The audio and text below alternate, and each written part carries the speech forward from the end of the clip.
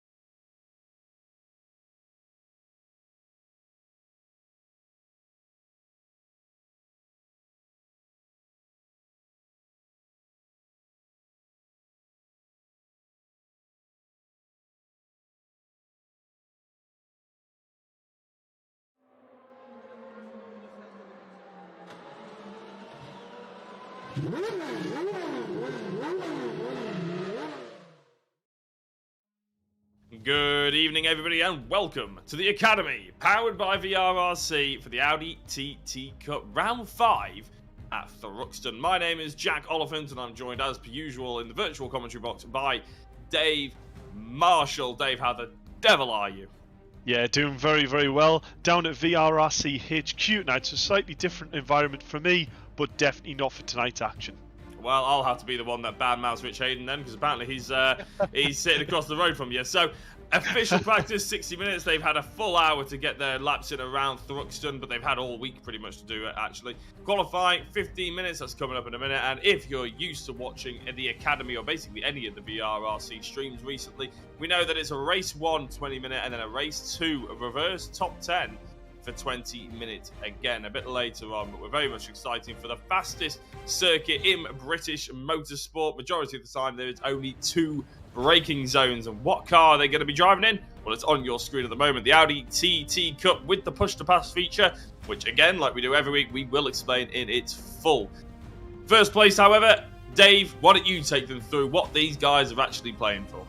Yeah, well indeed. So AOC has kindly provided some AOC gaming headphones for first place prize for each individual round. So that's all the tracks. Whoever finishes first gets one of them AOC gaming headphones, as well as 2 hours one-to-one online coaching with myself or one of the other pros. Second place is PowerMax Car Valet Bucket. Very, very nicely provided. Also a 1 hour one-to-one online coaching. Third place gets you 1 hour race car setup coaching, which you'd be surprised, Jack, it's very, very important indeed to get the most out of them lap times, and also 1 hour one-to-one coaching. So you can see the whole idea behind them prizes is really for driver development. There's an awful lot of coaching involved, but it's all very valuable as well. You don't have to persuade me, Dave, about teaching setups. It's a bit of a dark art. Nicky Taylor took away a most amount of points at Snetton 300, and Andy Dorman was in second, and Brad Smith in third. Driver of the round was also Andy Carroll for what was a pretty staunch defence at the front at the beginning of the second race, but also just a really good consistent drive. A couple of top 5s tucked in there for good measure for Andy Carroll. So looking forward to seeing how he cracks on this evening. Looking at the overall championship points though, Nicky Taylor with 125 tops the tables. Andy Dorman with 111 is in second place. Luke Weston is 100 points, bang on the triple figure mark in third. Simon Reed a little bit further back in fourth, and Brad Smith in fifth with 94 and 92 points between those two. So realistically, Dave, we're probably looking at a fight for the top 2 coming into this penultimate round, and then a fight for third place between Weston, Reed and Smith. Wouldn't you agree? Yeah, definitely. And if anyone's looking at that and going, oh, Nicky Taylor's got 2 more penalty points after last week, that was nothing malicious. Unfortunately, penalties had to be dished out basically because of a lag spike that took another car out. So not Nicky's fault whatsoever, not any fault of the other drivers, just one of them freak things. But, you know, judicial is the way things worked. It was the right decision to give 2 penalty points there. He completely understands that, and yeah, we move on and go to a nice clean race. We do move on, but before we go to a nice clean race, Dave, why don't we go to a nice clean hot lap provided by yourself in the Audi TT Cup? Very smooth.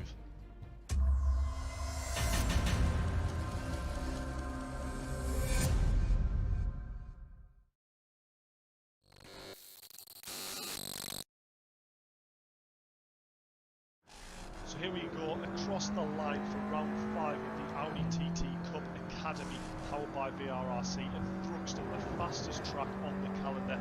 Already you can see turn 1 completely flat in 5th gear, heading towards the first complex. This is one of the key sections where a lot of time can be either lost or gained.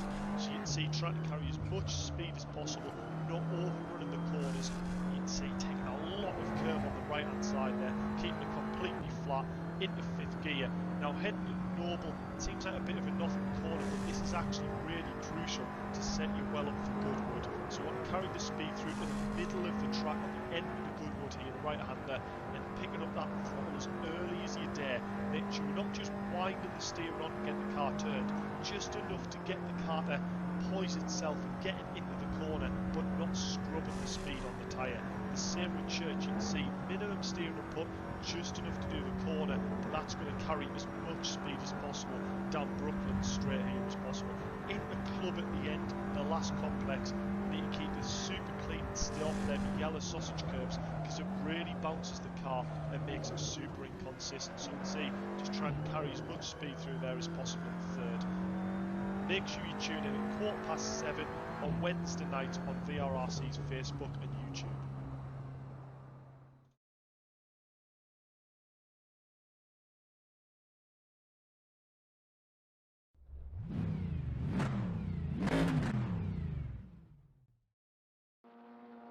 A delightful lap taken for us there by Dave Marshall. I have to say, taking us on a lap of Thruxton there, a track I never hoped to revisit after my real-life exploits.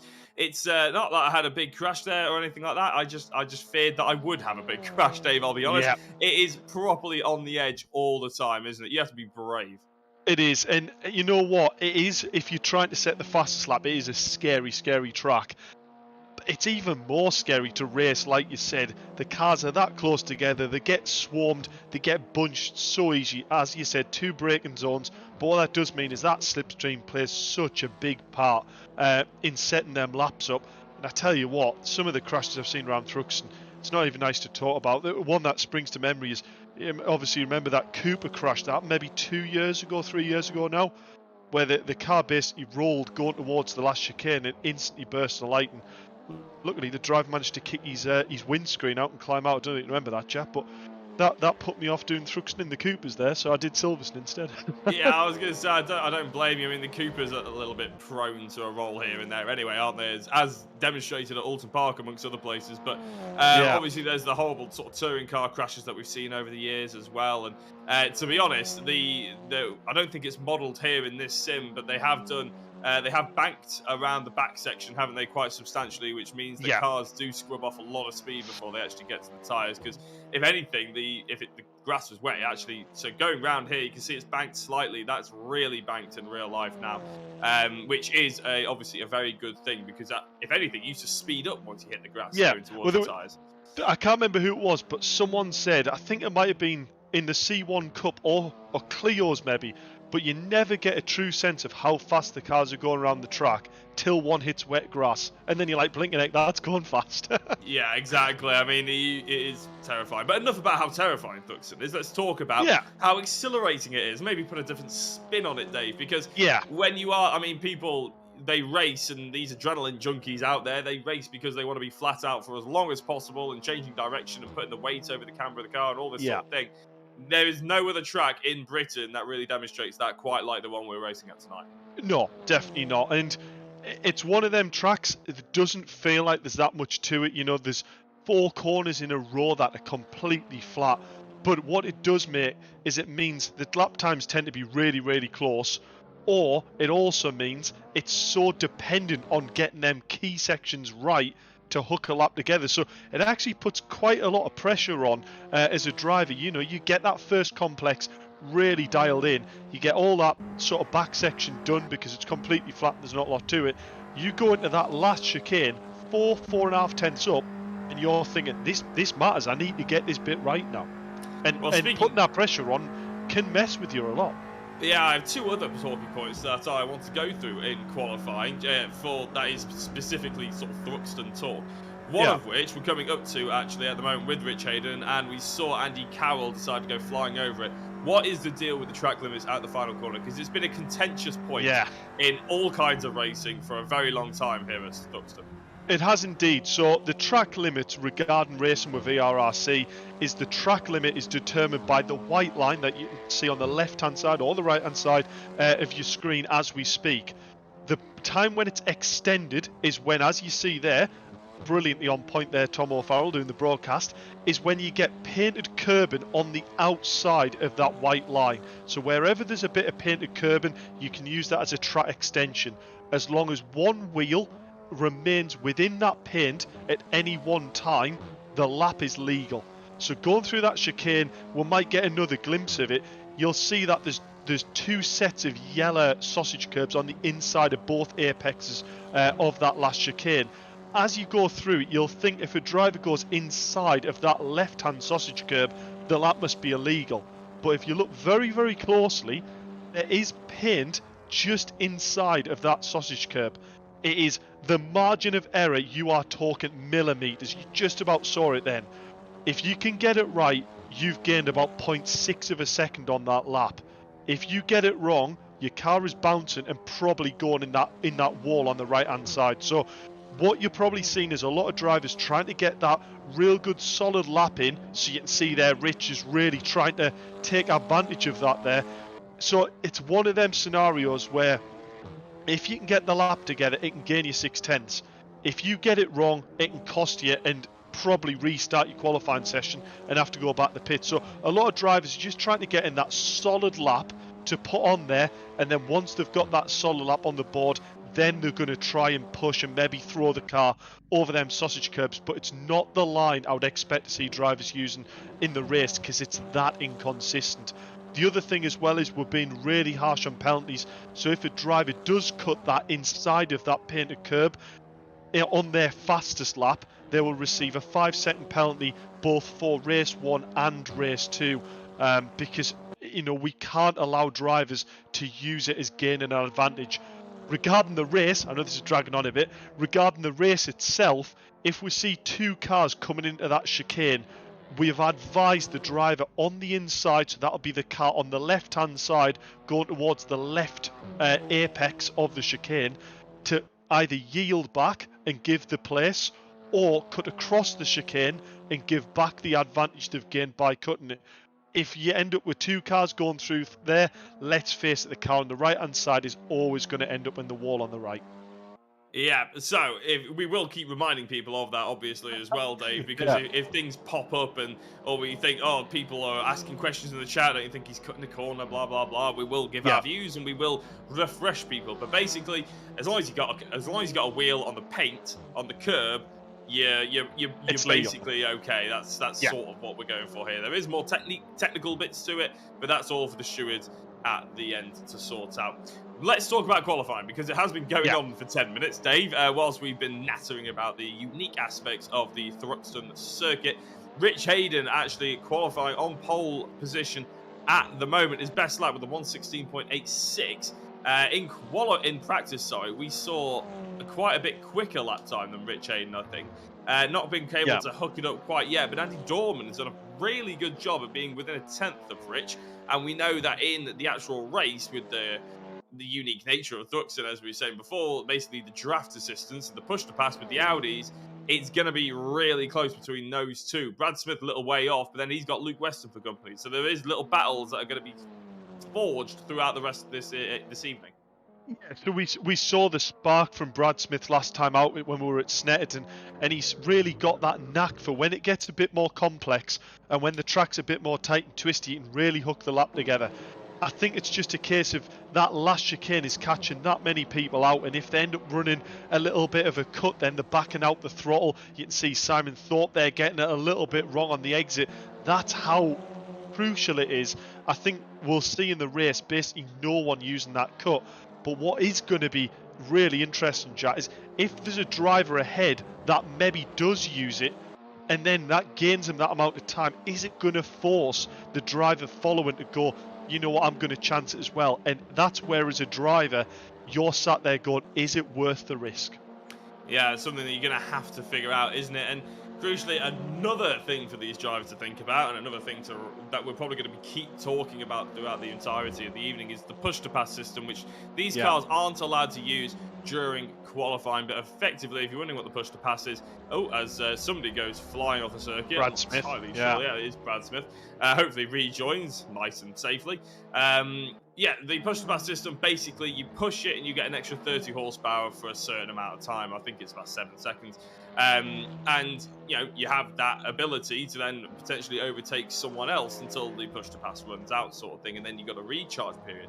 They've got 15 attempts at 15 uses of the push-to-pass system, which round Thruxton could be used probably within about 3 laps, to be honest.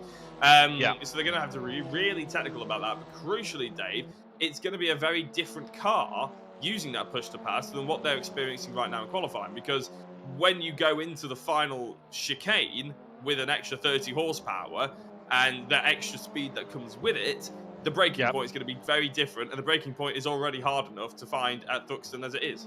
Yeah, so crucially for me, I think Snetterton actually really highlighted how much that advantage is gained by using push to pass on places with really hard acceleration.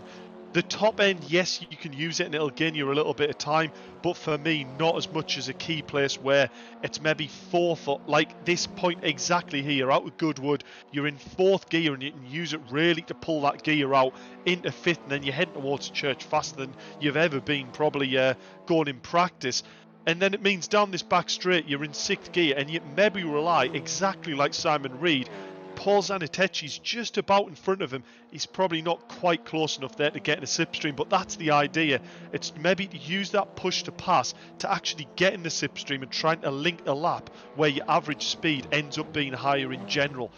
It's very technical and it requires a lot of thinking ahead and planning, but that's when I think we'll really see the fastest lap times possible.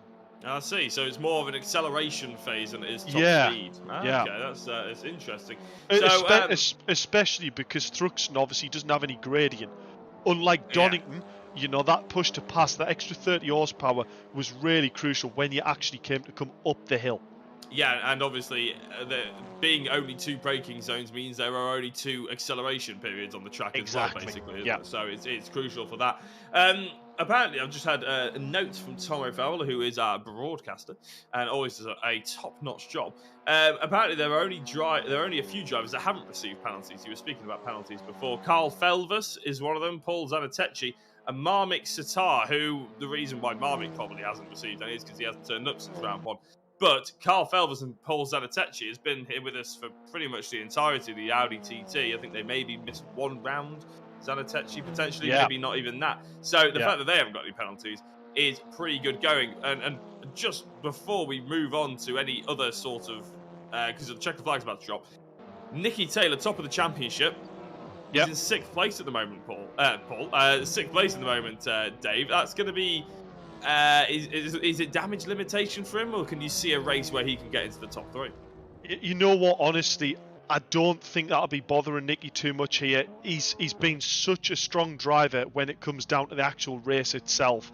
I think I'm sat in 6th place there. He'll be seeing Luke West, his main championship rival, only in 4th place. So, 4th place. Andy Dorman there in 2nd place. So, yes, he's up the road a little bit, but he's been that strong in the races, and you've got the reverse grid race.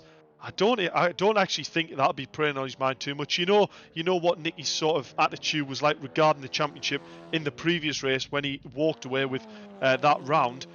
He's not really thinking about the championship probably until the actual last round comes itself.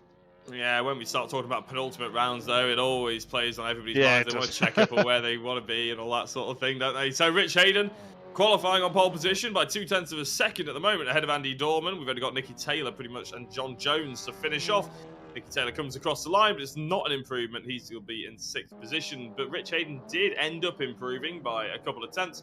So he is firmly on pole, with 2nd being Andy Dorman, Brad Smith in 3rd, Luke Weston in 4th, Simon Reed in 5th position. John Jones crosses the line, and it's not an improvement. He starts in 10th place.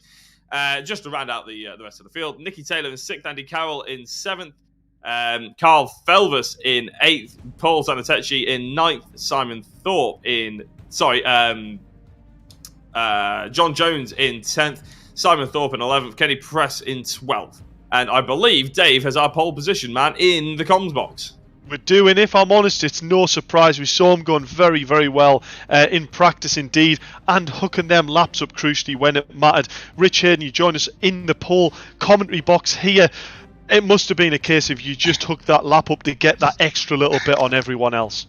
Yeah, I tried to get a safe lap in to start with regards to the last chicane and how quickly you take it, which gave me a decent position. But then I saw Andy Dorman getting close, so I threw in another one at the end there just to try and see if he can beat me. But yeah, that was good. Yeah, it's very, very close indeed between sort of the top 3 or 4 actually. So how much do you think it's going to play in the part, especially near the start of the race with that push to pass feature? Yeah, for sure. Hopefully, if I hook the start up okay, I'll be using that off the line. just to try and stay in front. I'm pretty confident, as long as I don't take the wrong line through the two fast rights, Goodwood and Church. I think that's where Andy will have a good chance of getting past me. So yeah, hopefully we'll be all good. Well, we're looking forward to seeing the action. Well done for putting it on P1, Rich, for Thanks, the start of the race, and looking forward to seeing what you can do. Cheers, buddy. Thanks. And that was Dave Marshall having a chat to our pole position man, Rich Hayden. But before we get going into the race and all the kit and caboodle that comes along with it, why don't you have a look at the bit of kit and caboodle that you could be getting through AOC Gaming and our sponsors?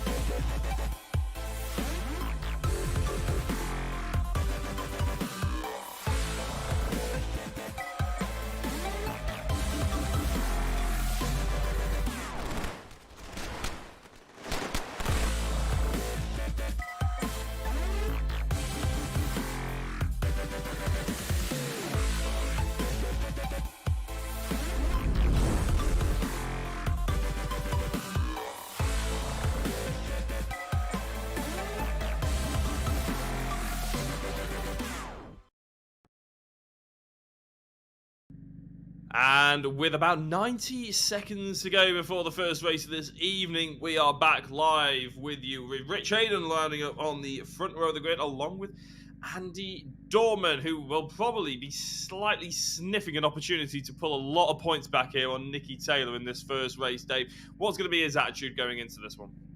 Honestly, I think this is probably a case of if he knows he can go with Rich and work with him, it's a really good opportunity for them two drivers to really put a bit of air between sort of second and the rest of the grid. He's going to know Nicky's behind in the pack a little bit and probably hoping that he gets a little bit held up, but he'll know if he can work with Rich and they don't defend too hard, that's going to mean he can just go for one of their moves a little bit later on in the race and not chance getting, you know, sort of caught back by Brad or anything under the brake, and if that move doesn't come off. So that's probably what I'll be thinking in my head. What Dorman's thinking, not really too sure. He's probably thinking, let's just go for it. Well, we saw a couple of people off the line. They didn't use their push-to-passes at Snetterton. A bit of a questionable decision Actually, in my case. I found out about that. Brad Smith's button didn't work. Oh, for really? the push to pass. Yeah, that's why he got he overtaken. mashed it too hard. He was too keen with it. Yeah. Well, fair enough. Well, I was going to say it's going to be interesting to see whether people use it off the line or whether they use it after the first chicane, which is obviously another heavy acceleration period. Going to be a bit tactical now with this one. But we are about to get going because the engine notes rise, the lights are on, and we're racing here with Rich Hayden getting a good start off the line, and he uses that push to pass immediately. So does Brad Smith. Andy Dorman doesn't, so we could see Brad Smith overtake to get into second place here. Dorman holding it on the inside of the track at the moment, but obviously they flipped to the left, and no, Brad Smith has indeed got ahead of Andy Dorman thanks to that push-to-pass feature. And it looks like they're fighting going into T2 as well, but Rich Hayden just about holds on to the lead with Brad Smith in second place. Luke West and Nicky Taylor have all got ahead of Andy Dorman. Dorman probably ruining the fact that he didn't use his push-to-pass as Luke Weston now initiates it and going back for 5th place. This is a hell of a battle here. It's impossible to see who is actually. Andy Dorman is on the right-hand side. He's going to be the inside for Goodwood here. He's going to have to try and get a good run down to Church, but all of a sudden he's been swamped, Dave, and he's going to have to fight forward. We were just talking about how he could claw back Nicky Taylor. Nicky Taylor's in 4th. Andy Dorman's in 6th. Yeah, I mean, a bit of a puzzling thing again, why Andy Dorman didn't use that push to pass, but we did see Brad Smith struggle to use it as well off the line, so not quite sure what that is. But look at this, Brad Smith with a run down the outside. I believe Rich Hayden must have responded there with a push to pass. It's side by side through there. Brad Smith had to check up, and this has gave the chance for Rich Hayden to really try and pull away now. He's created that gap, and look at Nicky Taylor get his way through the pack up into P3. I think I caught a glimpse there using 12 push to passes. Using 3 push to passes of his 15 on that opening lap, so he's down to 12 push to passes. That's probably quite a few in the grand scheme of things, but it has gotten through the grid crucially when it mattered. Dorman, exactly the word described, like you said, swamped is the best phrase for it. And actually, to be fair, he's managed to pull himself back into this picture a little bit, and the pack's actually closed back up altogether. Kenny Press, Simon Thorpe and John Jones haven't exactly joined the pack. They're forming one of their own, haven't they? And it's not one you want to be part of, unfortunately, because it's right at the back end of the field. Luke Weston and Nicky Taylor going side by side. We know these two race hard. They race fair on the most part, but Thruxton can trip over even the most experienced driver, as Weston is also trying to go past Brad Smith, is that? So Smith once fighting for the race lead, and around the outside, is that... Nicky Taylor. Nicky Taylor around the outside of Brad Smith in church. I'm quite astonished. I genuinely had to check up to see what I was saying then, because I just couldn't believe that would actually happen. Brad Smith does go back through on Nicky Taylor, so it doesn't stick. But I genuinely thought there was a mistake in the timing tower there, because that sort of thing just doesn't happen very often. No, that move there just doesn't happen. You're right. That's not. I don't think we've ever really seen that before around the outside. But that is the benefit of having cars with this push to pass feature. It gives that overtaking opportunity when you couldn't normally do it in a standard car.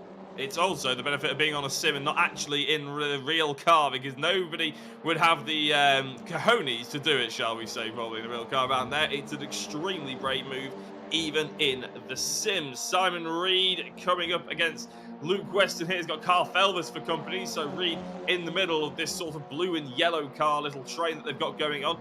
Right at the back of it is Andy Dorman as well. In fact, there you go, rear view mirrors. We're on board with Carl Felvers. Rear view mirrors getting filled up with Dorman's TT. Is the push to pass initiated? It is by Carl Felvers. Dorman using that slipstream, if anything, to probably gain about 10 brake horsepower, isn't he there, Dave? Because Felvers is using 30 extra. Dorman's got that slipstream. But look at Simon Reed on Luke Weston as well, just up ahead. They're going to be 2 by 2. Hurrah, hurrah, we say in the commentary box when they do that. Going into the final corner, and we got a spinner off in the background. Well, not in the background, actually, because it was involved in that fight. And it's Luke Weston missing all of the chicane, having to go very slowly, and now dropping down even below Dorman, who was in 7th and now in 5th. Yeah, I mean, we have said that if it isn't safe to try and get into the chicane and you think it's going to cause a crash, cut the chicane and just give the advantage back. There is nothing wrong with that at all.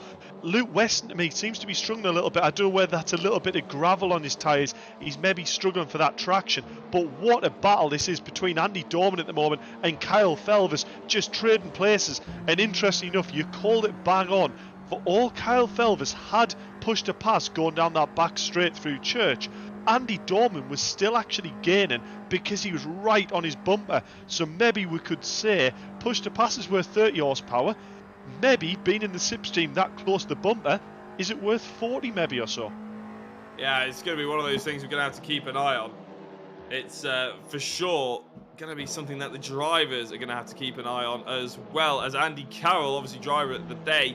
Last time out at Snetterton, is trying to make an impression on this, and Luke Weston obviously dropping down the order is now fighting with him. I saw Carl Felvers and Andy Dorman, and that's Andy Carroll going for a switch to look around the outside. Dorman on Felvers, Felvers on Dorman is done and dusted. Nicky Taylor in third place as well.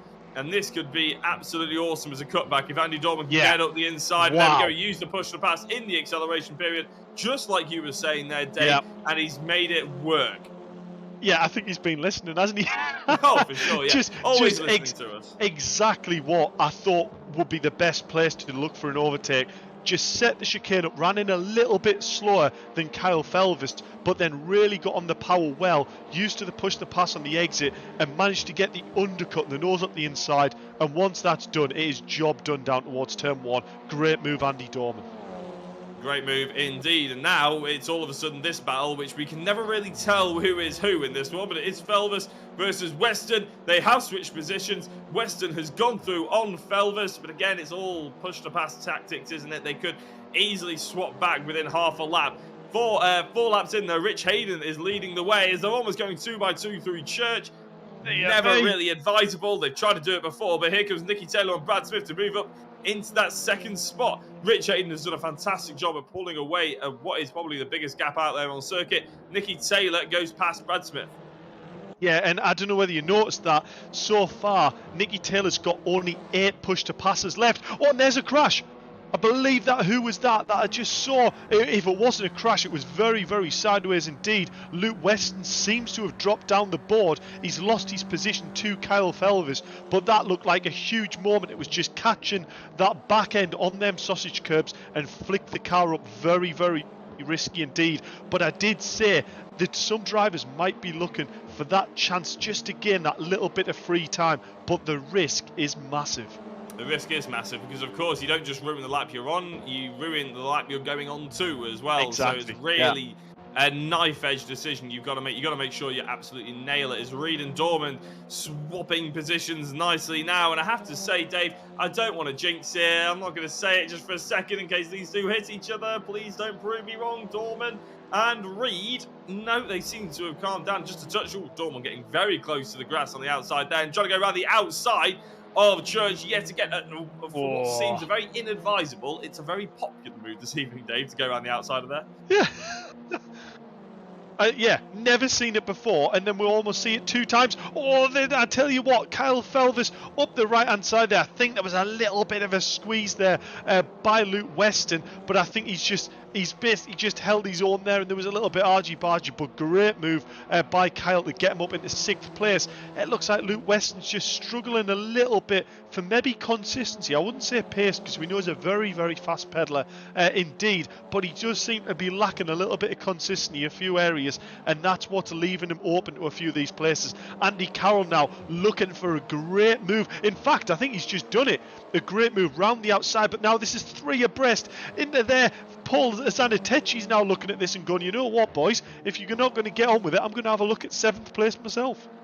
Yeah, Luke Weston's already rinsed through his push-to-passes. Look at that, he's in 7th place and there's only 6 left. Andy Carroll, on the other hand, has got 11 left just behind him. What a move up the inside that could be. These guys 3 abreast, not advisable. They've gone 2 wide now instead of 3, and Andy Carroll, with that extra push-to-passes, has gone through. They've actually both initiated it, so they're a bit of a stagnant. Dear. Oh, Dave, you might be having a chat with these guys afterwards, because that's not wise, is it? And there's a huge incident coming here as he comes back on circuit. Hopefully not. No. Oh, well rescued. Yeah, he did well there, didn't he, on the grass, because it's not easy to get the car back on the circuit and, well, crucially facing in the right direction either. So, yeah, you don't want to go at the inside of Thruxton there around Church. It's not going to happen. As Simon Reed and Andy Dorman, Simon Reed's trying to catch up to Dorman. Now Brad Smith in 3rd place. He's only half a second away from Nicky Taylor. But like we mentioned before, leading everyone away with the fairies somewhat is Rich Hayden, just having to manage his push-to-passes as much as possible. He's only got 6 left now, so maybe he's thinking, I need to initiate them sooner rather than later to try and just keep that gap. Because at the moment, our race leader is dominating. Yeah, and you know what? I think he's just gauging this really well. Maybe going through push-to-passes a little bit quick. Only got 6 left, and we're only halfway through the race now. So, you know, maybe eating them a little bit quicker than normal. I did notice Luke Weston, actually mid-park, was on about 5, or he's actually got 4 left. So nearly 10 minutes left of the race, and he's only got 4 left. Whereas if you look at the likes of Brad Smith, is just, you know, really holding on to them. He's still got 10 left to use. So actually, Brad Smith could be one of them drivers, particularly towards the end of the race, really switches on and starts using them, and his lap times will be really, really quick indeed. Yeah, we'll have to keep an eye on that, but that's why Smith needs to be within about a second of Nicky Taylor, doesn't he, when it comes to the final 5 minutes, because that's when he can really start using and abusing, a bit like track limits there for Luke Weston, with, as you said, Zanetecchi just ahead of him, hasn't actually used any of his push-to-passes yet. I think he's just initiated one. I could be wrong, the number might just be slightly glitched there, because he initiated one and it's now gone on cooldown. It still says 15. We'll have to keep an eye out on it. But yeah, a lot of people, we're only just over halfway through this race, keep in mind, aren't we? And a lot of people have rinsed through them really quickly. Andy Dorman with a purple sector 1. Andy Dorman looks like he's trying to put in some really quick lap times to catch up to the likes of Brad Smith and Nicky Taylor as well. Smith and Taylor, if they start battling, Dorman's in with the mix here, and all of a sudden we've gone, obviously, from Dorman being ahead of Taylor quite substantially, to Taylor being ahead of Dorman quite substantially, to them being on the same bit of track for the last 5 minutes if these guys start fighting, but that's not going to help the cause. Brad Smith done really well to keep it on the circuit there, but he initiated his push to pass halfway through Church. That can't be the wise thing to do, Dave. Going into the final chicane, slightly different lines, a wider one from Brad Smith to try and open up that first apex. Oh, and it was straight nice. lining the last one as well. A really good exit there by Brad Smith. He's got a good run on Nicky Taylor. He's never going to be able to get up the inside, but there we go. Andy Dorman, bottom right-hand side of your screen, fastest lap of the race. He's catching up. Yeah, Andy Dorman here is really starting to pick the pace up, isn't he? He's trying to really take a bit of tactics into this race and going, you know what, didn't have the best start of the race, but I've got a bit left in us yet. Brad Smith, to be fair, is sitting here on Nicky Taylor with 8 push-to passes, and I think he's managing to hold Nicky's pace just purely being in the slipstream. I reckon he's actually got a bit more left in the tank if he uses them push-to passes, but I don't really think he feels the need to if he can just sit in this slipstream. So as long as he can just stay here and not use any more and stay with Nicky, even if he's eating them up, that's actually a brilliant position for Brad to be in. Well, crucially, we're just having a look at that as well. Actually, we'll flip back. I was just going to say Nicky Taylor was using his P2P and push to pass, and Brad Smith wasn't, and he was keeping it exactly the same margin. So yeah, really crucial bit of information that we've actually just witnessed there. Luke Weston around the outside, not going to happen. He's not really going around the outside. He's just running wide, I think, there against Paul Zanetechi. But going into the final chicane, we could see a move. Zanetechi going for the racing line. Luke Weston showing his intention early, and Zanetechi coming across him slightly. West, oh, they're going too wide, Dave. Oh, they're going to be very close, but they just about get through. And I thought there's potentially going to be a lesson learnt there for 2 drivers, but they actually got through it rather clean. I mean, that instance there is exactly what I was saying to the drivers. If that happens, feel free to cut the chicane, because I'd rather see a driver cut the chicane and give the advantage back than seeing the driver end up in the wall. How both them drivers got through that chicane there, I do not know. But I tell you what, I've got to comment on this. The driving standards so far from this race have been absolutely fantastic so far from what I've seen. You are a brave man. I was going to mention it before, and I thought I'm going to leave it until the first race is done. I should have probably left little race 2, shouldn't I? Yeah, I was thinking that. I was like, oh, because this might happen. Oh, no, there we go. Zanetechi just blends in behind Weston. To be fair to them, I think that was more the camera angle, wasn't it? It was, yeah. But it is one of those heart-in-mouth moments, because you just know how fast it is to fly off this circuit. Looking at the inside again, really, we saw that move earlier on, didn't we? I think it actually involved Luke Weston. That was the only time we've seen a sort of, I'd say, poor driving standards. Here goes Zanetechi, extra 30 horsepower. He had a fantastic run through Church, and into 7th place he goes. Andy Carroll will be looking at this just thinking, hold each other up for another 2 corners, just until the next chicane, and then he can be in with a fight as well. Yeah, this is fantastic racing here at the moment. That push to pass is just bringing this race absolutely to light. I'm looking at this going, Paul Zanetechi's there's got so many push to passes left. Luke Weston sat there with only 3. He must be looking at this going, when is he going to use all these? But I tell you what, both of them, I think, are actually starting to really catch on the back of Kyle Felvis just in front there. I was going to say, Zanetechi, he's going to have to rinse through them soon. I don't know if he just didn't realise how long is left, but there's only 5 minutes left, and realistically, he's got a lot to use. He could get himself up towards the top 5. Actually, no, because Kyle Felvis is a long way behind Simon Reed, isn't it? That's a bit of a shame for Zanetechi, because if they were all a bit closer, Zanetechi would have a real pace advantage over pretty much everyone in this race. He'd be putting flying laps in. I mean, look at the gap he's already put on Weston. Oh, look at this. And again, he's just using it again, and it's just fantastic use of the push to pass now, as Weston getting overtaken by Andy Carroll, is he, on the outside here, going into the final corner. Andy Carroll hits the brakes. He's more sensible than that, isn't he? He doesn't want to end up DNFing this race. Because crucially, we haven't mentioned it, Dave, Top 10 reverse grid, remember, for race 2. Zanetecchi up the inside, going to turn 1. I tell you what, this is a fantastic race by Paul. There was a little nudge there by Luke Weston on the exit. Don't make this 3 wide, boys. This is fantastic racing so far, but let's keep it clean. Oh, no! Oh!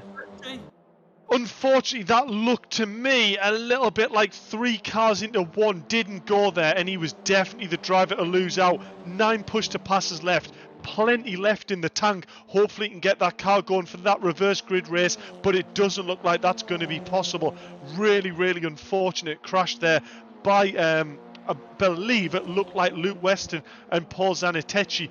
Meanwhile, the battle still goes on between Andy Carroll, looking like he's on for a great result as well.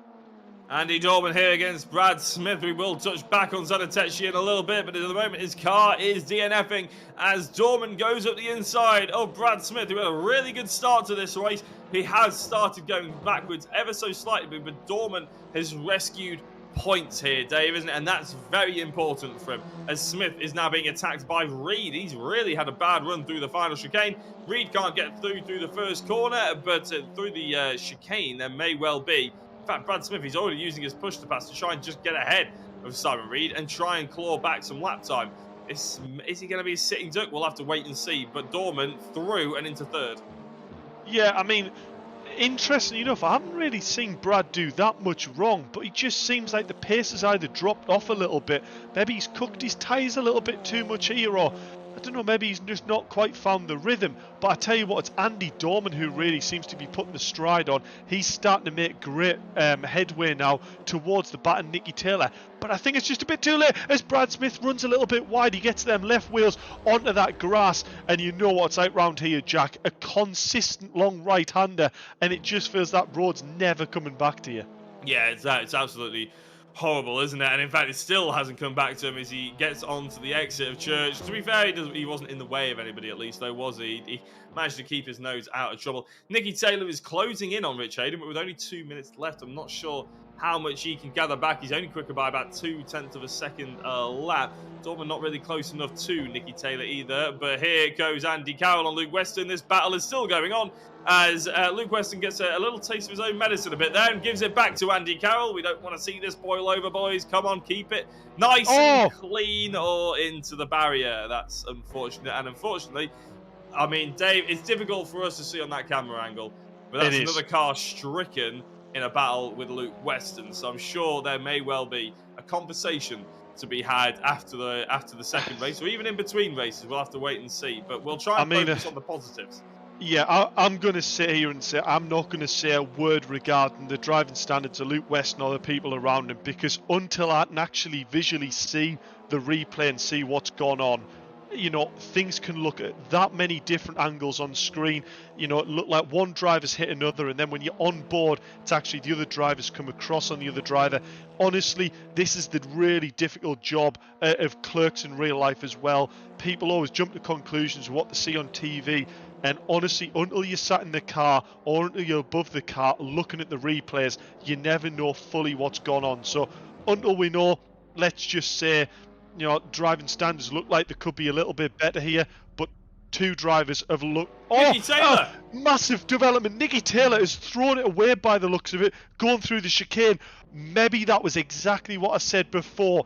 If a driver chances it and tries to hop his way through, this is what can happen. Nicky Taylor has ended up in the wall with a stricken car, promoted Dorman to second place. Nicky Taylor needs to try and get that out the wall for that reverse grid race, or he might find himself actually basically starting from the back when Dorman, you know, is got brilliant points from this race so far. I don't know if Dorman's going to buy himself a lottery ticket, because there's £200 million on the line somewhere in the world, in the Euro Millions, I think he could do with it, because I don't know how he's gone from second on the grid all the way down to 6th or 7th, I think it was, or even 8th. And now he's back up to second. I mean, it might not last because he's got Simon Reed just behind him. But coming out of Church here, it's going to be very close indeed, actually. Simon Reed has got a fantastic run. And here we go into the final corner. We are on the last lap of the race, by the way. Rich Hayden's about to take the checkered flag. Dorman's got damage on the front of his car. Simon Reed goes through, takes the apex, takes second place, and he's going to great take move. the points as well. Andy Dorman, championship-wise, won't be too bothered because he knows his championship rival is out of the race. But Rich Hayden takes the checkered flag, something we didn't see, unfortunately, for Rich, but something that he can very well know. He's taken all the points there. Brad Smith in 4th. Carl Felvis in 5th. Luke Weston crosses the line in 6th place after being somewhat in the thick of it. Kenny Press in 7th. John Jones ended up 8th. Simon Thorpe will cross the line in 9th, I imagine, because Nicky Taylor's crossed it in 10th. Andy Carroll is, I think, in 11th place, and he's in the pits. So is Zana Techi. So, that is all she wrote, Dave. We had a hectic race involving Weston and Carroll and Zanatechi. Then we obviously saw Dorman go backwards and recover. Simon Reed coming through as well to take second place. To be honest, they were all following our race winner, Rich Hayden, for the majority, who we didn't see that much. But I do know full well that he'll be very pleased. And you can chat to our podium sitters now. We can indeed. I mean, what a full race that was. We'll go down to our P3 finisher. Happened on the last lap going into the chicane. Andy Dorman, a really difficult start to the race, got very, very swamped early on. I've got to ask, was it a problem with the push to pass or just a tactical use not to use it straight away? It was tactical not to use it straight away. I didn't think I'd get as swamped as I did. Yeah, I mean, honestly, it was like a swarm of flies coming around you. I mean, I take it that really, really hindered your progress forward, because obviously we saw your lap time available there at the end. At the end of qualifying, you had the pace in the car, but then you couldn't extract that pace because you were surrounded by cars. Yeah, as soon as I got swamped, I was just trying to keep out of trouble and get no damage for the first couple of laps. And then I've got to ask as well regarding, being able to try and pass cars. The push to pass around here looks like it's really, really fun to try and gauge when to use it to gain advantage of them cars in front. Yeah, it made a big difference passing. I think it was Brad round the back. Yeah, I mean, some phenomenal moves, and especially moves that we wouldn't ever see cars do in real life without this push to pass. So, huge congratulations anyway, Andy, bringing it home in P3. Let's see what you can do from a reverse grid race. Yeah, thanks a lot. I'll move forward on our P2 finisher. I imagine with a rather big smile on his face, Simon Reed, moving to the last chicane. A bit of a do-or-die moment, but you made it stick. Second place. Fair play, well done. Absolutely. Thank you very much, Dave. I mean, I wasn't expecting to finish that high up, given where I was, but managed to make the most of some other people's misfortune. And yeah, getting Andy at the last chicane was just the icing on the cake. Yeah, I'm going to ask you the same thing. The push to pass around here, it looks so fun to use. So fun. Yeah, definitely. You can definitely use it to get an advantage on an overtake around this circuit. And then regarding that last chicane, we saw a few drivers chancing it and throwing it over. I take it you were playing it really quite safe, and that's what just led to sort of getting to the end of the race and actually just picking their positions off from the people who maybe did make mistakes. Yeah, absolutely. I'm very mindful of the penalties which are going to be issued for cutting that chicane, so I've been playing it as safe as I can, and that's sort of slowed me down a bit on outright pace, but I can't grumble with second. Well, spot on, Simon. Well done on bringing it up on second. Now the difficult task of doing it all again, race 2. Yeah, see if I can make my way through the pack again. Cheers, Dave. Spot on. I'll move forward on our P1 finisher. Rich, I mean, it was almost exactly the plan, really. Well, do you know what? I'm hoping when we finish this that Hayley's got a chicken dinner ready for us. Well, I can tell you now, I know it's spag ball. yeah. I had a few issues, but I managed to maintain the gap. But I tried to get the fastest lap, and I think I might have a chicane issue, which will give me a penalty, but we'll see. Well, it was still a great lap out front there. Judicials will obviously be calculated after the end of this round. I think there's going to be a few more elsewhere, but other than that, yeah, obviously you couldn't really see it, but driving standards were fantastic during that race. Really clean start from everyone. That's good to hear, and a credit to you for your coaching, mate, so well done. So, some of that anyway. Fantastic finish anyway there, Rich. Bringing it home in P1. as I said to Simon, now you've got the difficult job of that Yeah. reverse grid and trying to match it again. Yeah, I've got Andy Dorman in front of me. That's going to be hard. But yeah, we'll see how we get on. Thanks very much. Good luck. Cheers. I was about to say you two should get a room, but then I realised you're actually in the same one anyway, isn't it? Because No, we're not in the same room. I'm in his office. He's in his sim room. right. Oh, imagine the luxuries of being able to call those two different rooms. That's mad, isn't it? But anyway, Nicky Taylor on top of the championship, 131 points. The gap has been narrowed, Dave. Yeah. Look at that one. Only 4 points between himself and Andy Dorman, who will be still starting ahead of Nicky Taylor, because obviously Nicky Taylor ended up DNFing. Simon Reed in third place now has 111 points. Ironically, that's actually what Andy Dorman started the day with. Luke Weston with 110, only 1 point behind Simon Reed as well, so that is going to be very interesting. Rich Hayden ended up with 109, so look at that, it's very close to third place. If anything, it's gotten even closer. Brad Smith is in with a shout as well after that second place he just picked up. So, with just under a minute left to go before we get going, that's how the championship stands. We're going to have to keep an eye on it because obviously it's the penultimate round, Dave. Cadwell Park next week. That is the finale. Going to be a testing one. Yeah, and I think especially really quickly, going forward to Cadwell Park, it's a track that is super, super tight, super, super narrow. Overtaking is going to be so, so hard to do. Thruxton is the place where you can make them overtakes happen, pick them positions up. So when we go to Cadwell, it's all going to be about qualifying position. Coming to Thruxton, this is where we really need to see Andy Dorman, the likes of Rich Hayden, push through these positions to get the best finish possible and close that gap in the championship.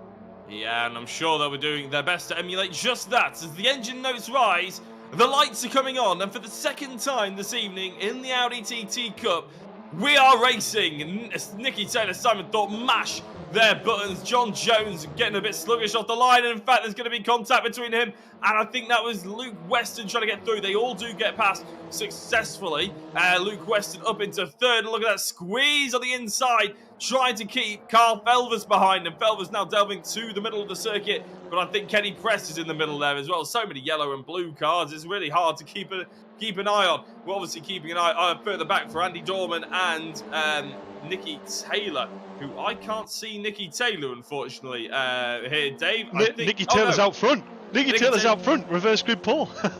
I didn't know we got reverse grid. I thought he was in 11th place. No, Nicky Taylor, reverse grid pole. My apologies, ladies and gentlemen. Huge news that completely bypassed me. What a commentator I am. Rich Hayden, though, in 10th place, hasn't been able to gain any kind of advantage. He's still got Simon Reed and Zanatechi behind him. Two drivers you wouldn't really want to have behind you, Dave. Not because they're dirty drivers, but because they're normally quite quick. Yeah, you know what this here is a bit of a case of? This is two drivers that can see a car in front, and both drivers want that slipstream. So they're both trying to swerve left and right a little bit just to try and gain the best advantage there possible. Oh, that looked a little bit late on the brakes in my mind. I don't know who that was that got collected there. I believe it was maybe Simon Thorpe, and I'm struggling to see what's going on there just from the camera angle, but it looks like... Who is that that's dropped down there? It's Dorman! It's Dorman with damage. So actually, this is a role reversal. We saw Nicky Taylor with a disastrous race 1. Dorman is being repaid with that favour in race 2. This has really thrown the championship up in the air. Who is now going to bring home a few championship points? Well, it's likely to be Nicky Taylor, but his ping and his internet issues hasn't been his friend tonight, so you never know. After that mistake in race 1, I'm sure he'll be trying to make sure he's a little bit safer now, knowing that his main championship rival is in 12th place. Going too wide, then through the very fast Noble and Goodwood section. Felvers in 5th place with Simon Thorpe and Reed in 6th and 7th. Just following a dip on the outside there is Simon Thorpe, and he's being followed by John Jones. It's an unconventional line, but he thought he might try it. Into the tyre wall he goes, and that's going to be heavy damage on the side of John Jones. Where's Nicky Taylor? No, it's a connection issue. Doesn't matter. I thought all of a sudden, Dave, on the left-hand side, Nicky Taylor's name started dropping, then it reappeared, and I got very excited. You know what? I had exactly the same thing watching the British touring cars at the weekend. Dan Zelos's transponder must have been worked, so every time he crossed the line, everyone that crossed the line afterwards then overtook him on the screen, but then obviously that had to manually readjust him for where he actually was. But obviously that's quite big news in the mini challenge because he's fighting for the championship. So yeah, I had one of the similar moments just the other day. Yeah, I wish my brother's transponder wasn't working. I wouldn't want to see him all the way down in 18th place. They could have put him up to like 5th or something at least, couldn't they? Rich Hayden, though, I'll stop bad-mouthing him. Rich Hayden in 9th. There was Simon Thorpe for company here. In fact, no, actually, Rich is actually attacking Paul Zanetechi, who maybe is employing, or deploying even, the same technique, do you think, Dave? That served him quite well up until a point in race 1 where he's maybe saving those push-to-passes to try and use them and abuse them later on in the race. Yeah, so it actually seems to be working very well indeed, because Rich doesn't seem to be able to actually get past Zanetechi here. He's sort of stuck. Zanetechi's doing a semi-defensive line. You can see it's not fully on the inside. It's just sort of middle of the road, trying to hold it there. He's going to get a slipstream now. This should be a move down towards the chicane. I imagine this is done and dusted. But actually, as you can see, he's just about alongside, actually. It's pretty close indeed. But Zanetechi, like he did last time, got 16 push-to-passes left, or 15 push-to-passes left. And he's in a scenario here where he's in 9th, but he's just letting the pack ahead battle over themselves, battle a little bit, and then he'll come back strong later on, use all them push-to-passes, and that's when he's got the pace advantage. Yeah, the problem with that technique, though, as well, is the fact that obviously you lose the pack, you lose the toe in the slipstream, don't you? Yeah. And as we've seen, you may get a extra 30 horsepower with a push-to-pass, but to be honest, if you're hunkered up behind someone who's using that push-to-pass, you get a sort of extra 10 horsepower or even 15 horsepower to follow them along with it. So it's just completely for free. Anyway, Carl Felvis, who I know has got his dad in the Facebook chat watching this, he's in 5th place at the moment, but Kenny Press, in fact, yeah, Kenny Press is here to play, and so is Simon Reed. So this little battle here between 3 drivers that we often think are some of the hardest races in the VRRC are going very much toe-to-tail. I'm getting a whiff of Janetta Juniors coming off the Thruxton asphalt here as Kenny Felvis hits that deploy, the push-to-pass, trying to get past Kenny Press and hold off Simon Reed at the same time. And I think he may well get ahead of Kenny Press, and Simon Reed follows along through. It's gone 2 through 1. Yeah, brave move there by Simon Reed to try and follow Kyle there through there. But that was brilliant strategy there. I don't know whether they actually meant to do it, but they almost pushed each other through and past Kenny, who didn't have anyone to sort of tow with there. So Simon Reed really gaining there. But it's another great drive from Kyle, isn't it? You notice how he didn't rush that overtake on Kenny. He knew where the best place to overtake was. He knew where to calculate it and when to push that push to pass. Oh, and as I say that, he's ran a little bit wide. That's a nightmare. Simon Reed's going to get through. Kenny Press has got back through. And actually, no, Kenny Press hasn't got back through. Oh, he's up the inside. Actually, yes, he has. And Andy Cowell's going to be watching this going, I can maybe take advantage of this, boys. But I tell you what, I'm going to say this now while he's there. Brilliant drive from Kenny Press. We've usually seen him down the lower end of the grid, but this just shows that reverse grid race, he is holding his own. Well done, Kenny Press, in 5th place. Yeah, okay. Carl Felvis, his dad Adrian, is in the YouTube chat, in the Facebook. I'm sure he probably was elated at Kyle's attempt to go forward, then probably disappointed at his attempt to go backwards. You couldn't say that Adrian was in flux. I don't know where I've seen that in the racing world before. Little, very niche reference. If anybody gets that, I'll be impressed. Carlo going through on Kenny, keeping ahead of Kenny Press for now. But look at this, Andy Carroll going through on Kenny, and Kenny's just bleeding positions as Rich Hayden, our race 1 winner, goes through into 7th place. Zanetechi, as we said, is in 9th, and a huge gap between Paul and Rich Hayden has formed now. Kenny Press has filled it. Rich going through. Ooh, is he? He's looking up the inside into T2. It's a valid overtaking opportunity. Brilliant. It is quite easy to defend, though, because, again, you have to just run wide and make sure you get the 2nd and 3rd apexes. And Dave, that's exactly what he's done, and he's actually held up Rich Hayden to perfection. Yeah, and what he's actually done is he's brought Kenny Press right back into this picture, and look who's behind him. Paul Zanetechi sat there without using a push to pass yet, right now with 4 cars in front of him in the best controlling position. Exactly what he wanted to do. Yeah, it is good in terms of his own push to pass and his situation, but realistically, I just get the feeling the more and more he goes on, doesn't he? The less the more that this race goes on, the bigger gaps start to form between packs.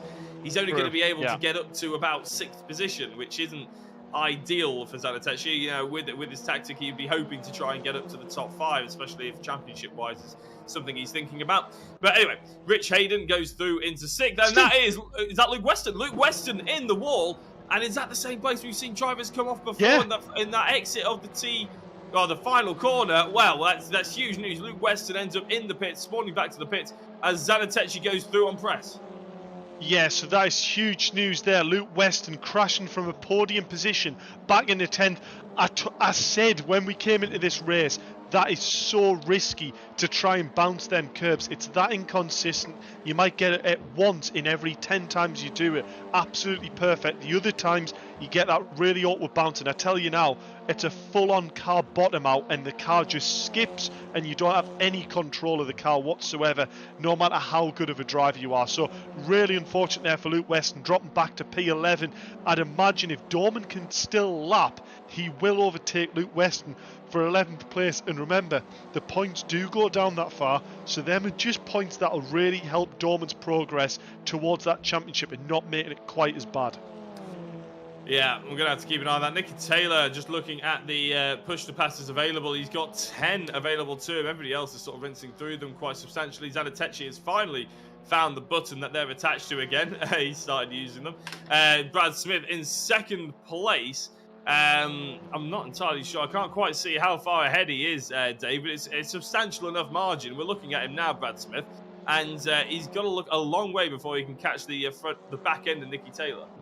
Yeah, he does indeed. And to be fair, I think probably his bigger target is looking back on Simon Reed and just trying to weigh up whether or not Simon's going to put on a charge. Remember, he did that in the last race, caught Dorman out a little bit and managed to get him on that last lap. So Simon Reed's a bit of a one to watch, especially in these later stages. Kyle Felvis, remember, getting held up, has actually managed to find his way not too far off the back of Simon Reed at all here. So I tell you now, I'm putting it on the table, I've got Kyle as a possible podium finisher here.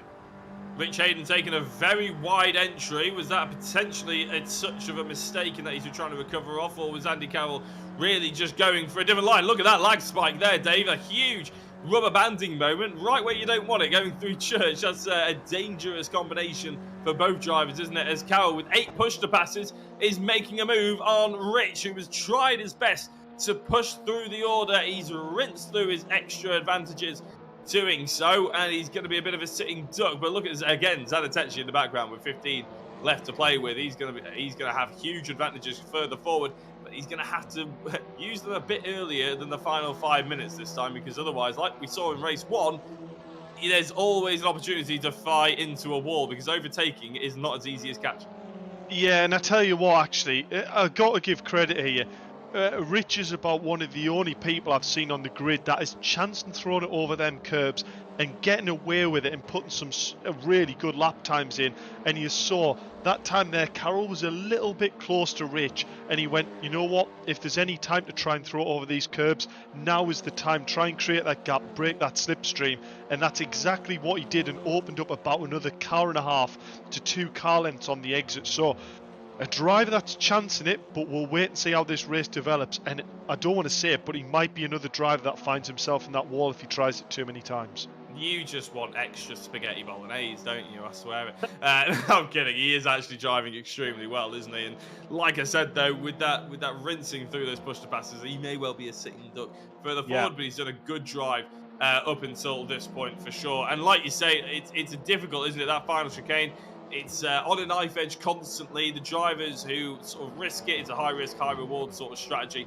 As we've seen Andy Carroll absolutely nailing it, no problems there whatsoever, trying to catch up to the back of the bridge now.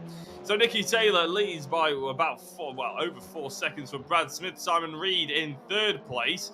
And just looking at Simon Reed, actually, he's got Brad Smith right in his firing line, hasn't he? This is 0.2 of a second, essentially, as they came over the line. A little battle that's going on. Nicky Taylor will be absolutely loving life right now, because Andy Dorman, all the way down in 11th place, will have no chances sort of rescuing any points with the damage that was on his car. And he has 2nd and 3rd place falling over each other. So Nicky Taylor's evening has gone from very bad to very good.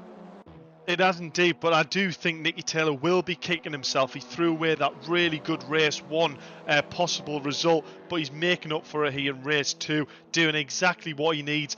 And I tell you what, I bet he's been cautious through that last chicane now because, oh, watch out, boys. No squeezing like that, no side to side, but Simon Reed doing very well there to avoid that. And this is going to get a bit close, but I tell you what, this is now probably getting into Brad Smith's head. Simon Reed just gained a lot there on that previous lap, and he'll be thinking, oh, Brad Smith, just as I said that, Brad Smith found himself in the wall on the exit. I don't believe it. He must have clipped the inside sausage curb there through the right-hand side, and it's bounced the car off onto the left. I tell you what, how many more drivers is that last chicane going to claim? Yeah, I was going to say, we were mentioning high-risk, high-reward strategy. That is literally the definition of the risk that you were showing, basically. Simon Reed, then, he's got a 6-second gap between himself and Nicky Taylor. Carl Felvis has caught up somewhat, but not anywhere near as close as what was shown when when Brad Smith was around earlier on. That is gutting as well. We're talking championship now, Dave, because Brad Smith was in 6th place in the championship, and he's only 6 points behind 3rd. And realistically, that could have really swayed one way or the other. Going into Cadwell Park, it's going to be close. Now is going to be a bit of a gulp even. Yeah, honestly, this has probably been around for a lot of drivers that they want to forget.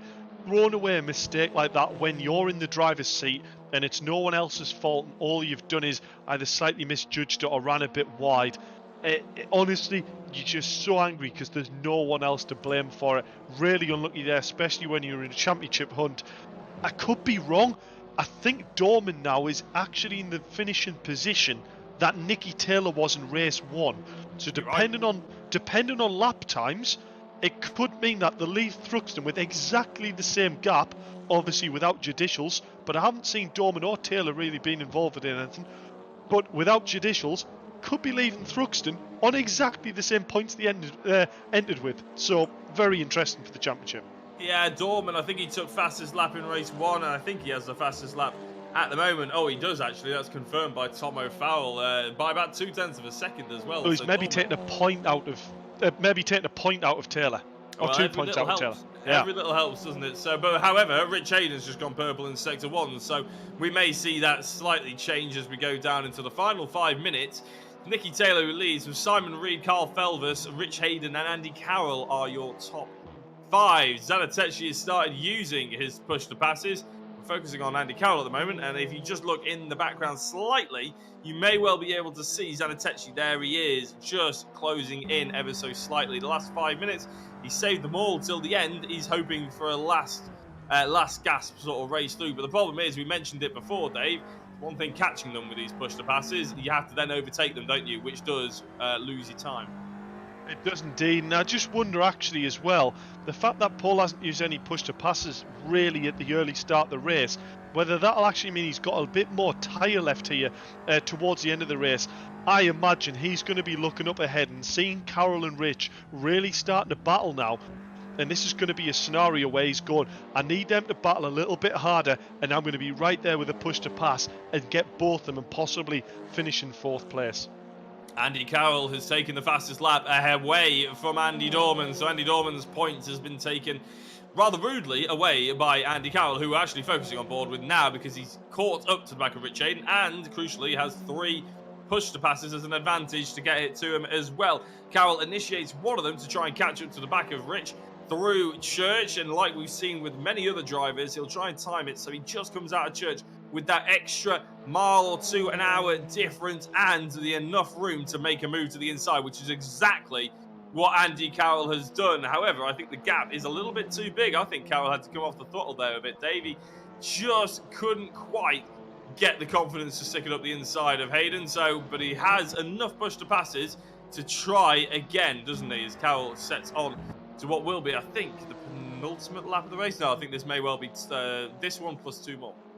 Yeah, I think so, but this is a great battle. But the longer this goes on, maybe start looking at Paul, maybe closing that gap a little bit. And notice, let's have a quick look. Last lap out, Yeah, so Paul Zanetechi, a 1:18 dead. Rich Hayden last lap, a 1:18.6. So I know it doesn't look too much, but that was half a second Paul took out last lap alone. So Rich Hayden's only got 1 push to pass left. Paul Zanetechi there with 7 left. So this is not all done and dusted yet. Let's see what happens. Kenny Press with 15 left, however, so I don't know whether that's a glitch or whether he's just not been able to use any of them, but Rich has now used all of them. No push to passes left, and with Andy Carroll ahead of him now, I think he's going to be a bit of a sitting duck, but this draft assistance really coming into its own. It's obvious that unless Carroll can use the extra draft, then Rich will still have a slight advantage as they go down towards the final corner. Rich is overtaking Carroll substantially as well. Into the final corner they go, hit on the brakes for both of the drivers. Zanetechi using that push to pass behind them, but not close enough to make any kind of impact just yet. As Carroll thunders his way over the rumble strip and the sleeping policeman, meaning that he has lost out heavily to Rich and will have to use those push to passes pretty much to catch back up to him. Yeah, he will indeed. That was a case of, I think, of Andy Carroll got sucked into the same line there as Rich ended, but obviously Rich was planning on running that line. Andy Carroll maybe just trying to use the car in front as a bit of judgment there and very quickly found himself on the bumpy road.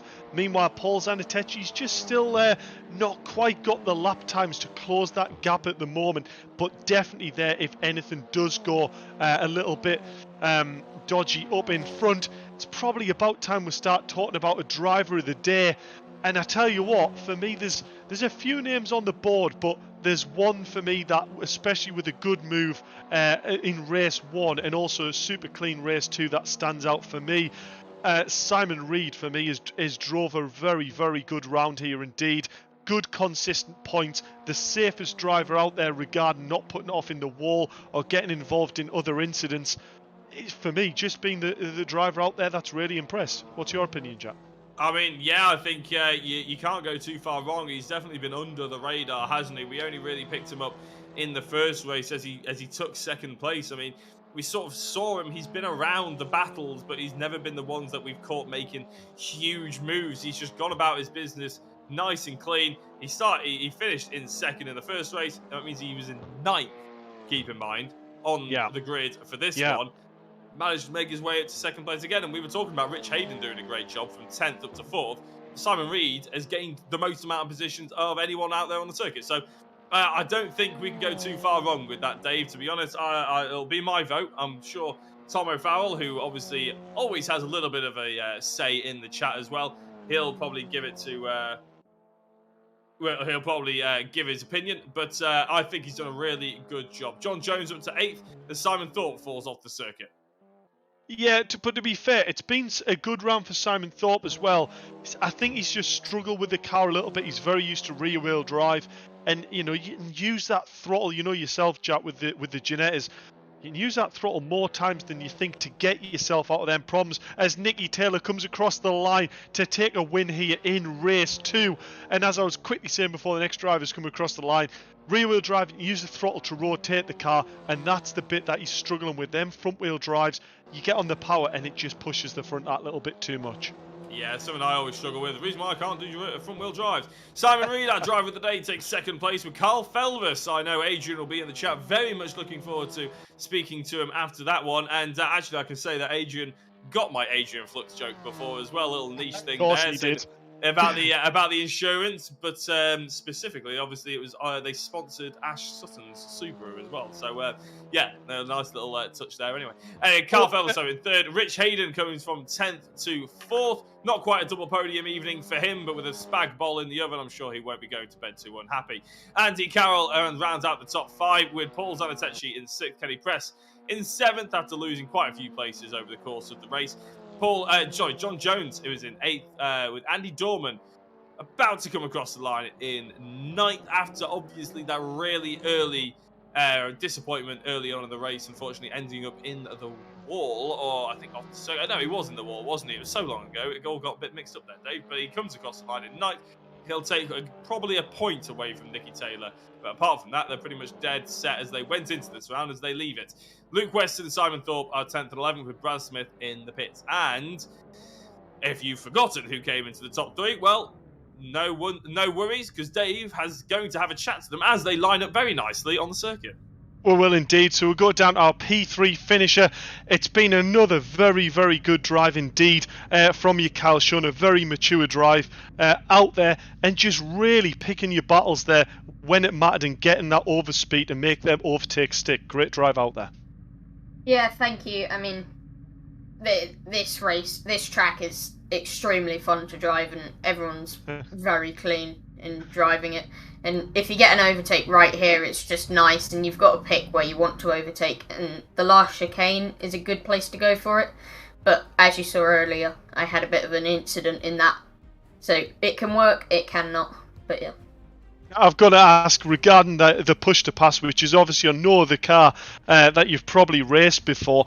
I mean, this track lends itself to this sort of car, doesn't it? Especially compared to the other tracks we've been to. You can really use it just about anywhere out there.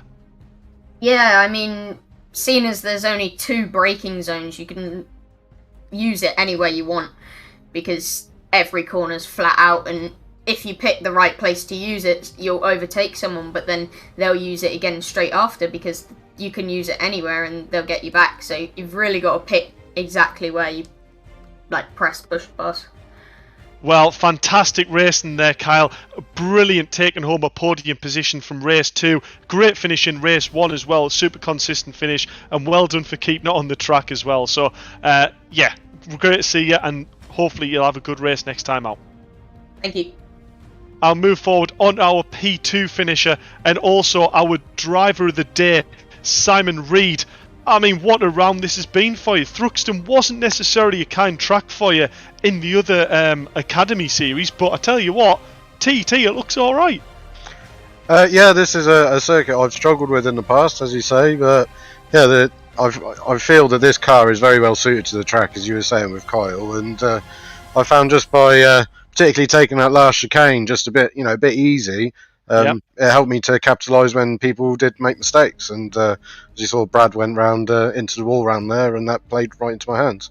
Yeah, I mean, I haven't worked out the points, but I do believe you've come out of the round on top with the most points taken away. Obviously, Brad, you'll have seen him maybe in the wall on the chicane going through there. But also, incident from Nicky in race 1, an incident with Andy Dorman in race 2. This has been a great haul for your championship points here. Yeah, it certainly has. It's something that I really needed from where I was in the championship after Silverstone, and yeah, it's I feel very good to be crawling my way back up. Well, I was saying, Thruxton is one of them rounds where you need to be taking good championship points where you can make them overtakes. Because I tell you what, going forward to Cadwell Park, you must be thinking qualifying is super important there. Yeah, and Cadwell Park is definitely going to be interesting in these cars. It is indeed. I mean, I think the car's about as wide as the track, so yeah. it's going to be very interesting indeed. Huge congratulations, Simon, on taking a double P2 finish here tonight. And yeah, well done on driver of the day as well. Thank you very much, Dave. I appreciate it. Well done, Simon. See you next time out. Cheers. I'll move forward on our P1 finisher. I mean, I imagine there was definitely either a kick of a table or a punch of a wall, but you've made it back. P1 in race 2, Nicky. Damage limitation, and you never like to see another driver struggle, but the fact that Andy Dorman had issues in race 2 as well must be a bit of an ease of the pressure for the championship points. Oh my god, man, I was in tears in the first race. I don't even know if my wheel's okay. I slammed my wheel so hard because the only reason why it happened in race 1 is because I was watching Rich onto the last lap, and then he made a little mistake, so I made the same mistake and just ploughed the wall. But yeah, anyway, the last race was good, lights to flag, so pretty decent. And honestly, once I saw Luke, I was literally looking in my rearview camera when I saw Luke ploughed the last chicane as well, so I was like, I don't even care if this gap goes from 6 seconds to 2/10 within the last lap. I'm literally going so tentative into this last chicane so I don't spin it. And then literally on one, I was doing up for a 16.8 or something on one of my best laps, and I completely almost ploughed the chicane again, and I was like, nah, I'll back out of this one. Yeah, just not worth it. The consistency was there, definitely in race 2. bring home the points. That's what it's all about. So fantastic result there, Nicky, finishing in P1. And I tell you what, this round has made it interest for the championship going forward to Cadwell. I take it's probably a track, you know, you're used to a lot of the British tracks doing the mini challenge in real life, but Cadwell Park's probably not actually a track you've actually driven. I certainly have only done it about once or twice on Project Cars. I've never done it on a Assetto Corsa. I've never raced it in a lobby or anything with anyone, so this is going to be interesting, but it might make the championship interesting for you lot, but honestly, I'm fiery scared for this last round, because even if I finish just like both 2 P5s, if Andy wins both of the rounds at Cadwell, then he can still win it. So I literally just need to get a podium in both races. I don't care where, 2 thirds will do me, third in the win, but it's basically almost home, so let's just try and make it come home, unlike England did. Forward to seeing how it goes next time out at Cadwell Park. Well done, Nicky, on taking a race 2 win, and look forward to seeing how you do next time out. Thank you very much. And that was Dave Marshall chatting to our podium sitters and driver of the day, Simon Reed.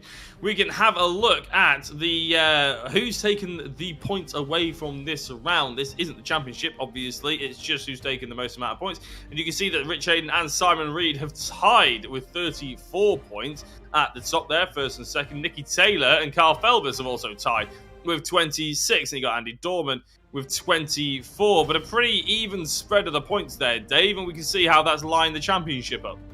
Yeah, I mean, I was trying to do the maths in my head, and I wasn't quite accurate there. I maybe forgot that qualifying you also get a point. So Rich Hayden managing to pull tie there with Simon Reed, but it does show just how super consistent Simon Reed was, even though he didn't get a finish out there. Look at that, it's brought him right into the picture. 128 points there in third place. We've seen Cadwell Park throw a good few spanners in the past, so I tell you what, this championship is still wide open at the moment. It is indeed, yeah. Nicky Taylor leading the way, but only, I'd say only just. There is a pretty big gap with Andy Dorman. It's not unimaginable that Dorman can still win this title. Simon Reed is nice and close to Rich Hayden in third and fourth, and Luke Weston a little bit further behind. So the battle for third has opened up just a touch, unfortunately, with Brad Smith flying off into the barriers as well at the later stage of that race, but it's still going to be very exciting indeed. Carl Felbers also on triple figures, not to be ruled out of that one either, I suppose. So, Dave, it's probably about that time we round out the evening, isn't it? And reflect a little bit of what we've seen here at Thruxton and what we can expect to go into Cadwell Park. 2 very different tracks. What are your expectations? Honestly, the drivers need to do, if ever they've been practicing, this is the round they need to do practice for. Qualifying is going to be absolutely everything. The better you do in qualifying, the less difficult you're going to make your race. So get that lap time going, get the best lap time possible without that push to pass, get nailed and make your job easy. Yeah, exactly. Make our job easy as well by bringing fantastic action, hopefully, to the track as well. So, we're going to say goodnight. Thank you very much for everybody who has tuned in to watch, whether you liked, commented, shared, subscribed, followed, and whatever you've done. For wherever you're watching this from, it's been an absolute pleasure having you along for the ride. Thruxton has thrown up some absolutely stunning racing for us to enjoy. My name has been Jack Oliphant. Dave Marshall has joined me in the commentary box with Tom O'Farrell in the broadcast as well. If you want to tune in for the finale of the Audi TT Cup, then make sure you stick around wherever you're watching this right now, and you can tune in next week at the same time for the finale. Good night.